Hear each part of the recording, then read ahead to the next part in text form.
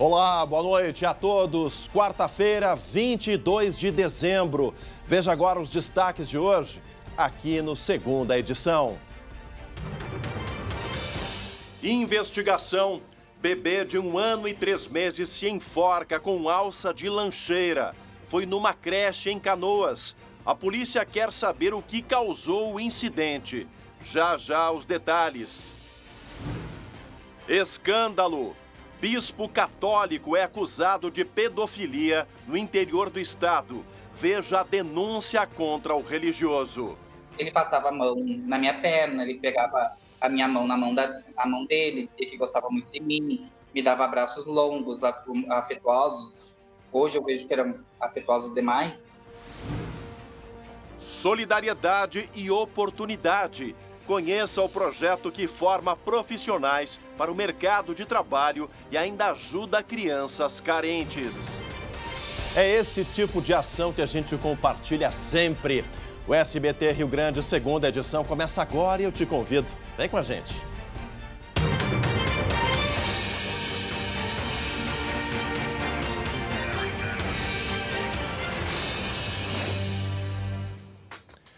E olha, pessoal, a Segunda Edição de hoje começa, infelizmente, com uma notícia que eu tenho certeza vai entristecer muitos gaúchos aqui no nosso estado.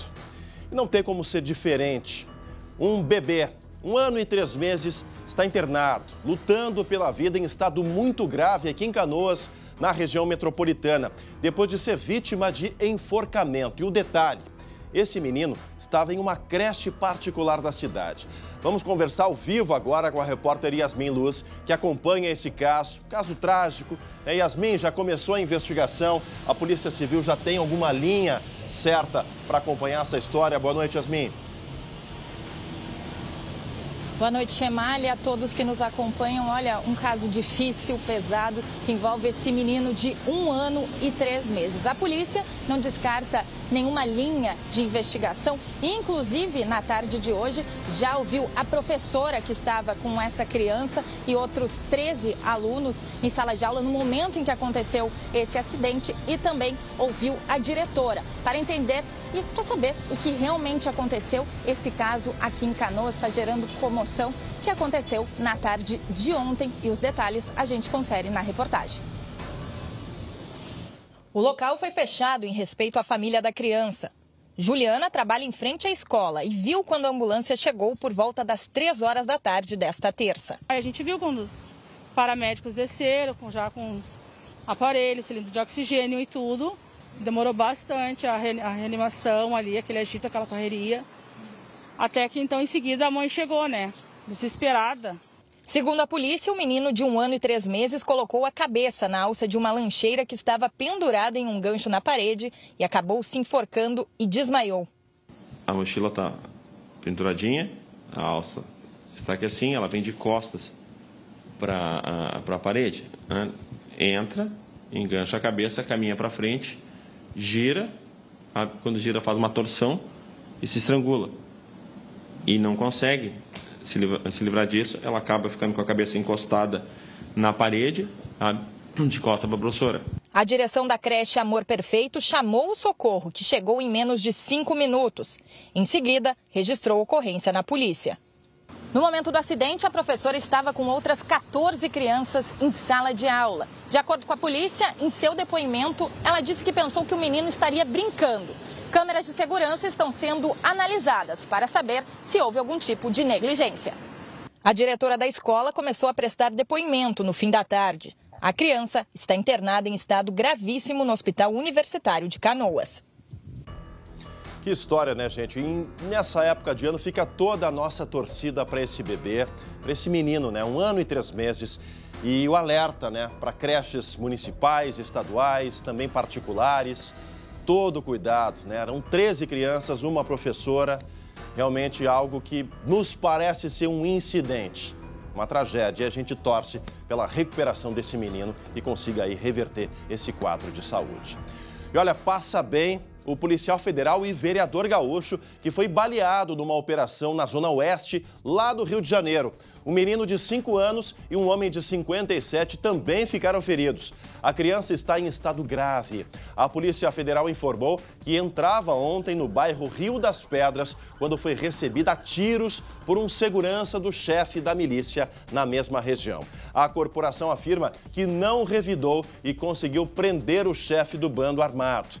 Disparos atingiram de raspão o policial federal Evandro Coruja, que é vereador lá em Gravataí e também estava em licença parlamentar para participar dessa operação e já recebeu alta médica. É a violência cotidiana, infelizmente, a marca da cidade maravilhosa, né? A gente fica triste envolvendo agora um parlamentar gaúcho, também policial federal lá no Rio de Janeiro. E olha essa, um homem estava praticando exercícios, melhor dizendo, na maior tranquilidade, quando foi atropelado e de propósito. Imagina o susto. É o destaque que abre o Giro de Notícias. O homem corria pela calçada quando um carro surgiu e avançou sobre ele. Depois de atropelar o atual companheiro da ex-mulher, o motorista fugiu. A vítima precisou ser hospitalizada. Tudo aconteceu na tarde desta terça-feira, no bairro Lomba Grande, em Novo Hamburgo. Uma professora foi cercada por 3 homens dentro do carro quando deixava uma escola na zona norte de Porto Alegre. Um dos criminosos estava armado. A tentativa de assalto aconteceu no último dia 11, mas só hoje as imagens foram divulgadas. Felizmente, a professora escapou sem ferimentos. Pelo menos 17 pessoas foram presas numa operação contra uma quadrilha que comprava e distribuía drogas em várias regiões do estado. Tudo era comandado por um detento da penitenciária de alta segurança de Charqueadas. Durante as investigações, a polícia apreendeu 350 quilos de drogas. E olha, a gente fala agora sobre uma acusação que provoca revolta, é repugnante, contra um alto integrante da Igreja Católica. Acusação de novo de crime sexual envolvendo a Igreja Católica, um novo escândalo. E a Luciane Como está acompanhando esse caso. Lu, boa noite para ti. Os detalhes que a gente pode trazer nesse primeiro momento aqui no Segunda Edição, Lu. Oi, Chemali, boa noite para você, boa noite a todos. Olha, é um bispo lá de Frederico Westphalen, município no norte do estado, que está sendo acusado pelo crime de estupro de vulnerável. O Ministério Público recorreu recentemente ao Tribunal de Justiça do Estado, depois que a denúncia foi rejeitada em primeira instância. E eu conversei, Chemali, com uma dessas vítimas que fez essa denúncia, só que a reportagem completa daqui a pouco. Tá certo, Lu. Daqui a pouco a gente volta com essa reportagem completa que a Luciane Como está preparando. E olha, já, aqui no Segunda Edição, foi confirmada hoje a primeira morte por gripe e influenza do tipo H3N2 no estado. É uma mulher de 67 anos, de São Francisco de Paula. A Secretaria Estadual de Saúde informou que ela não recebeu tratamento com antiviral e apresentava doenças crônicas. Já são 24 casos desse tipo de influenza aqui no nosso estado. Todos foram registrados no mês de dezembro. E agora é hora de falar de futebol. Vamos dar uma aliviada. No Segunda Edição de hoje, é atacante no radar do Inter e zagueiro xerifão chegando para o time tricolor. No Grêmio, destaque aí no esporte aqui no Segunda Edição. Tem zagueiro novo na arena. O Bruno Alves está chegando para o Grêmio, emprestado pelo São Paulo. Jogador de 30 anos, 1,84 m e que chega para ser titular enquanto Kahneman segue fora, se recuperando de cirurgia no quadril. O argentino só volta a jogar ali por abril. E rimou. O Bruno Alves é o segundo São Paulino a parar no Grêmio. O lateral direito Orejuela tá vindo também. 1 ano de contrato por empréstimo. No Inter, o foco tá no ataque. O Colorado quer alguém para ser opção ao Yuri Alberto. Uma chance é o Wesley, atacante que está no futebol belga, mas pertence ao Aston Villa da Inglaterra. A proposta colorada já chegou, mas Palmeiras e São Paulo estão de olho também. Não vai ser fácil. O brique da bola tá concorrido, hein? Tá concorrido ainda hoje, aqui no Segunda Edição. Deixou para a última hora? Como estão as compras de Natal, hein, Yasmin Luz? Olha, Chemali, tá bombando aqui em Canoas, muito movimento, muitas pessoas em busca do presente, deixaram para a última hora e também muitas pessoas em busca da ceia de Natal. Daqui a pouquinho eu volto com a lista dos presentes mais procurados. E ainda o projeto que forma profissionais para o mercado de trabalho e ainda ajuda crianças carentes. A gente volta já já.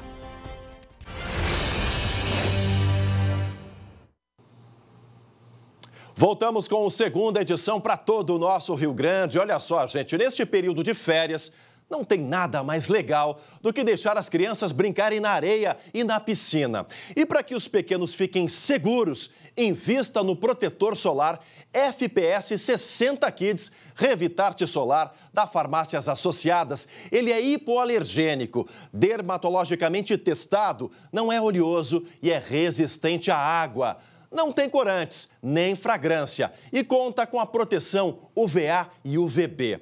Custa só R$ 36,90. E se você aí exagerar no tempo no sol, eu tenho a solução, o bálsamo pós-sol Revitarte Solar.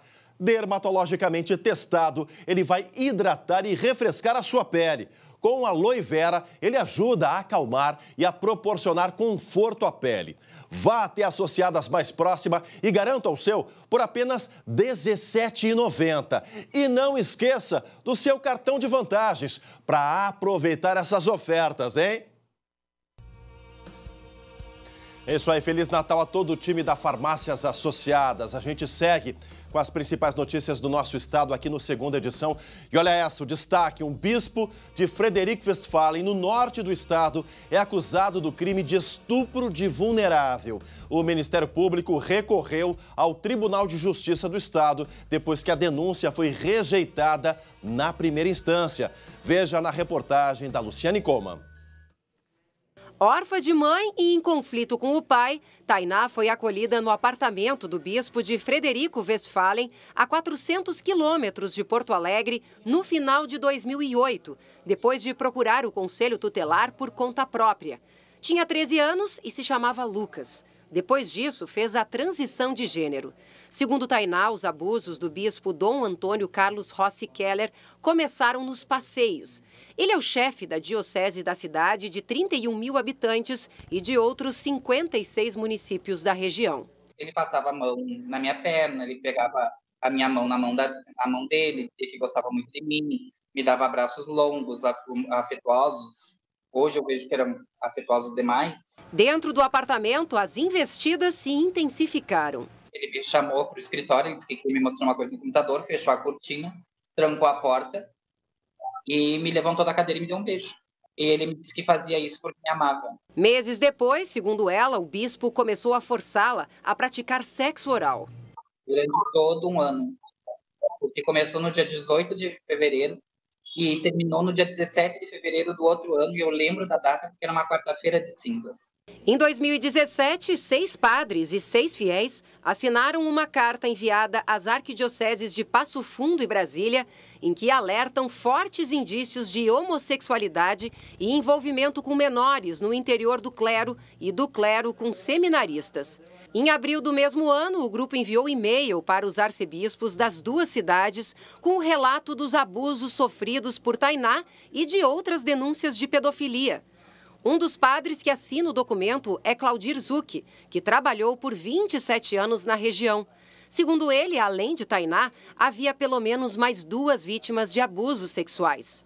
Eu fiz meu dever não só de cristão, mas também como cidadão, de denunciar o abuso de um vulnerável, o menor que foi abusado. É devastador, porque a gente não sabe o quanto essas pessoas ou essa pessoa já sofreu. E eu estou falando de dentro, quanto eu sofri pela perseguição. Em agosto do ano passado, o Ministério Público denunciou o bispo pelo crime de estupro de vulnerável. O juiz da comarca de Frederico Westphalen rejeitou a denúncia. Em novembro deste ano, o Ministério Público recorreu ao Tribunal de Justiça do Estado. O caso está sendo analisado. Segundo o Ministério Público, Antônio Carlos Keller se aproveitou da condição de autoridade na Igreja Católica para praticar atos libidinosos e, a partir de fevereiro de 2009, sexo oral com o adolescente, que por total vulnerabilidade não podia oferecer resistência. Ele também é denunciado por coagir Claudir Zucchi, já que, ao punir o sacerdote, estava tentando calar não só ele, como também fazer o padre de exemplo. A omissão é um segundo crime que acompanha o crime do abuso de menores. O arcebispo de Passo Fundo disse que a denúncia foi repassada à Santa Sé e que a investigação não conseguiu comprovar os crimes. Em nota, o bispo disse que as denúncias são falsas, que foi absolvido pela Justiça e pela Igreja e que os acusadores foram responsabilizados. Olha, não é a primeira vez que a Justiça lá em Frederico Westphalen sofre pressão por influência. Lembram do caso Bernardo, que há pouco foi anulado? Lembram desse? Pois me parece ser algo também por influência, por pressão. O Ministério Público faz o trabalho de fiscalizar a sociedade e vai recorrer dessa decisão, como mostrou a reportagem da Luciane Incomum, um caso que merece toda a atenção também da Igreja Católica, aqui da Cúria Metropolitana do nosso estado.